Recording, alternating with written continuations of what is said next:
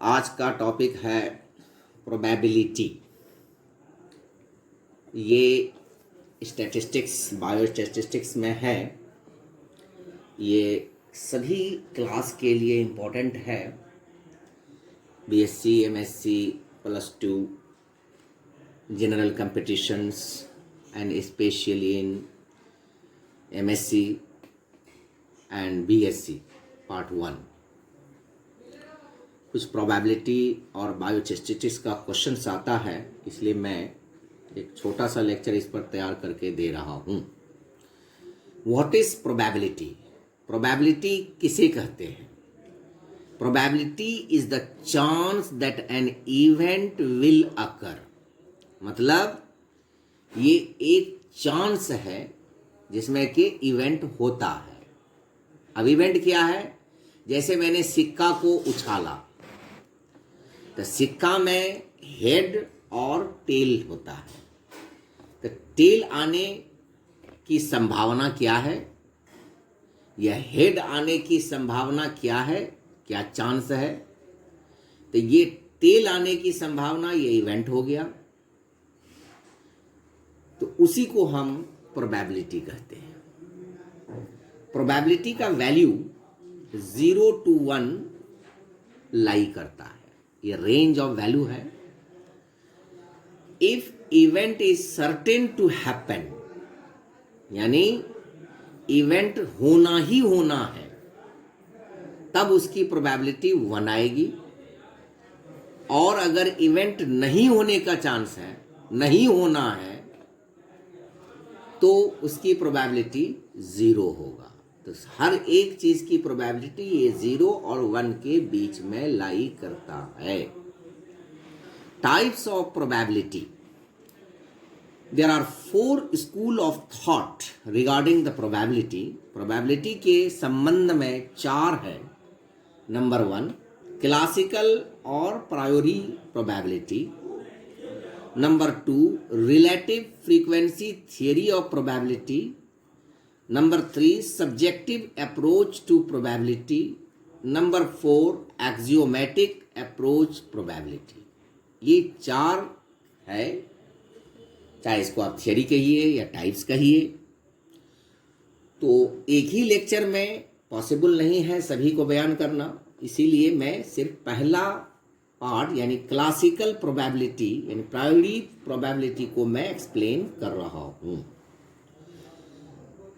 Assumption, इसके हिसाब से प्रायोरिटी प्रोबेबिलिटी के हिसाब से probability is the ratio of number of favourable cases to the total number of equally likely cases. एक छोटा सा हम एग्जाम्पल ले रहे हैं। जैसे एक सिक्का को मैंने उछाला, ये 1 लिखा हुआ है, दूसरे साइड में फोटो बना हुआ है। तो एक हेड हो गया, एक टेल हो गया।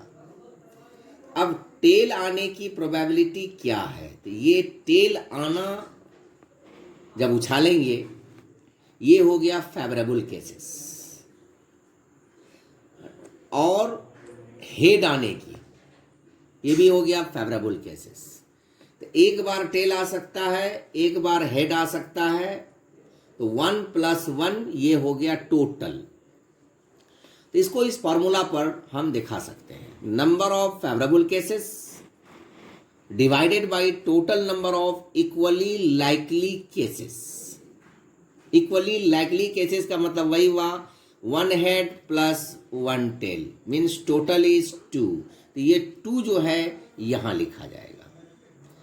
और अगर हम खाली टेल का है तो ये 1 यहां लिखा जाएगा, या हेड का है, ये मेरा फेवरेबल इवेंट है, फेवरेबल केसेस है, ये यहां पर लिखा जाएगा। इसी को सिंबॉलिकली यानी निशान के तौर पर, फार्मूला के तौर पर, सूत्र के आधार पर इस तरह से लिख सकते हैं। P = PRA। ए क्या है? Chance of event. PR क्या है? प्रोबेबिलिटी ऑफ अकरेंस ऑफ ए, यानी ए के होने की प्रोबेबिलिटी। ए एक मान लीजिए इवेंट है, तो ए के होने की प्रोबेबिलिटी को हम PRA लिखते हैं, जिसका प्रोबेबिलिटी को हम P से इंडिकेट करते हैं। अब इसको फॉर्मूला के तौर पर लिखा गया है PA by N।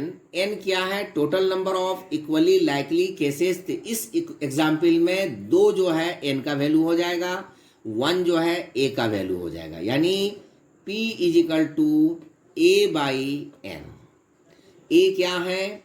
Number of favourable cases, यानी टेल आने की प्रोबेबिलिटी, कई बार टेल आया, कई बार हेड आया, ये उसकी प्रोबेबिलिटी हो गई, A का वैल्यू हो गया, N टोटल, तो ये इस तरह से ये सूत्र को, फॉर्मूला को इंडिकेट किया गया है, एक्सप्लेन किया गया है। ये ए डैश यानी ए बार मीन्स ए क्या है? इवेंट है, इवेंट के नहीं होने की, not occurring, non occurrence of A की probability. The number of unfavourable cases divided by total number of equally likely cases. तो चूंकि हम पहले ही बता दिए हैं कि टोटल इवेंट का 1 होता है, तो नॉन अकरिंग का PA is equal to 1 minus PA। PA क्या है? A के होने की probability.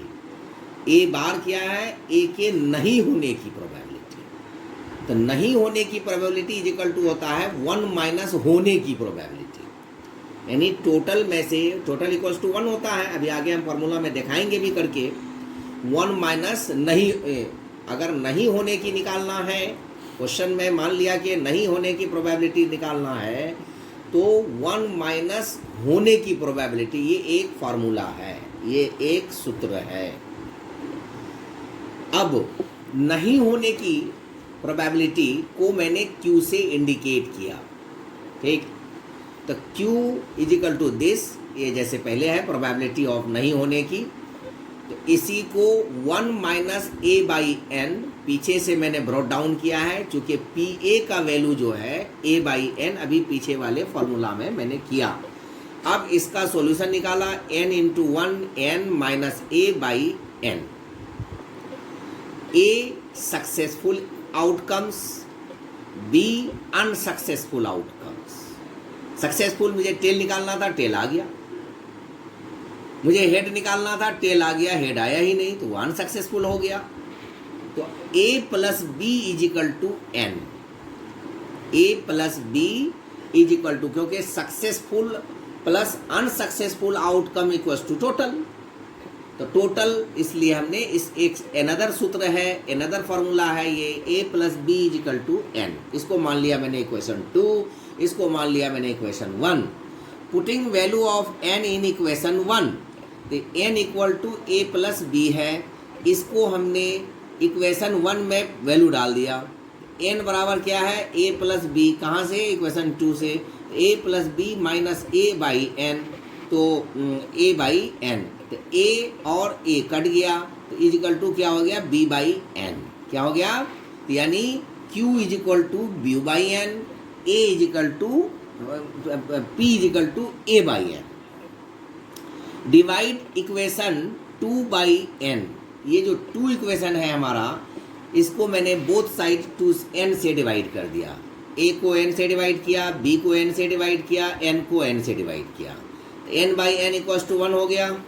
A by n plus B by n, तो A by n equals to होता है P और B by n equals to होता है Q, जैसा कि हम ऊपर के इक्वेशन में दिखाए हैं। A by n equals to क्या होता है? P और B by n equals to क्या होता है? Q, जैसा कि हम ऊपर के इक्वेशन में सॉल्व करके दिखाए हैं। तो पुटिंग वैल्यू इन इक्वेशन 4, तो इक्वेशन 4 में A बाई n का वैल्यू डाल दिया तो P है, B बाई n का वैल्यू डाल दिया वो Q है, तो P plus Q is equal to 1, ये सबसे इम्पोर्टेंट है। तो P अगर निकालना है तो 1 माइनस Q, Q अगर निकालना है तो 1 माइनस P। इसी को हम कुछ एग्जाम्पल लेकर के समझाने की कोशिश किए हैं, मुझे उम्मीद है कि आपको समझ में आएगा। Example number 1, if birth takes place then probability of a girl of और ए बॉय इज, यानी एक बर्थ हो रहा है, बच्चे पैदा हो रहे हैं, उस बच्चे के पैदा होने में गर्ल्स की पैदा होने की प्रोबेबिलिटी क्या है, बॉयज़ के पैदा होने की प्रोबेबिलिटी क्या है। तो उसमें क्या होगा, चाहे तो वो गर्ल्स बॉय होगा तो number of birth of boy, चाहे वो बॉय होगा, एक ही बच्चा है तो 1 हो गया, नंबर ऑफ गर्ल 1 हो गया, तो टोटल इवेंट्स कितना हो गया, 1 + 1 = 2, ये बराबर क्या हो गया, n। तो प्रोबेबिलिटी ऑफ बॉय, तो प्रोबेबिलिटी ऑफ बॉय क्या हो जाएगा, a/n, तो n का वैल्यू 2 है, a का वैल्यू 1 है, तो हाफ हो गया। उसी तरह से गर्ल्स का हाफ हो गया। ये एक पहला एग्जाम्पल था। दूसरा एग्जाम्पल जो है, ऑन थ्रोइंग ए डाई, ये जो लूडो खेलते हैं die, the probability of obtaining an even number is, तो डाई पे आपको पता है 1 डॉट रहता है, 2 डॉट रहता है, 3 डॉट रहता है, 4 डॉट रहता है, 5 डॉट रहता है, 6 डॉट रहता है। तो 1 बार 2 4 6, ये क्या है, इवन नंबर है। 1 3 5 इसको ऑड ले लिया, तो total number of even number कितना है, 3, नंबर ऑफ ऑड नंबर कितना है, 3, तो n बराबर क्या हो जाएगा, 3 + 3 = 6, तो टोटल उसमें 6 होता है। तो probability of obtaining even number a means 3/n, तो n मीन्स 6, तो 3/6 = half. Similarly probability of obtaining odd number, तो ओड नंबर भी 3 है, तो टोटल 6 है, तो 3/6 = half. Example number 3, a cage containing 20 red birds and 20 white birds. A bird is drawn at random. Find probability that it is red. अब देखिए, तो 20 white है, 20 रेड है, तो n बराबर क्या हो जाएगा, 40, n बराबर क्या हो जाएगा, 40। तो probability of getting a red bird, तो 20/40 = half. Probability not getting red bird, 20/40 = half. तो p + q = half + half = 1। Probability क्या हो गया, 1 हो गया। प्रोबेबिलिटी क्या हो गया, 1 हो गया।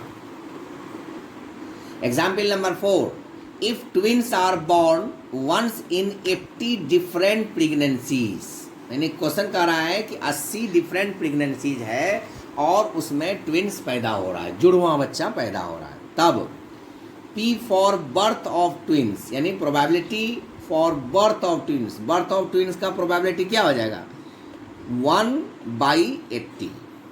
Then probability of non birth of twins, ये भी 1/80 हो जाएगा। Then probability of single birth, Q = P + Q = 1, जैसा कि पीछे फॉर्मूला से मैंने बताया।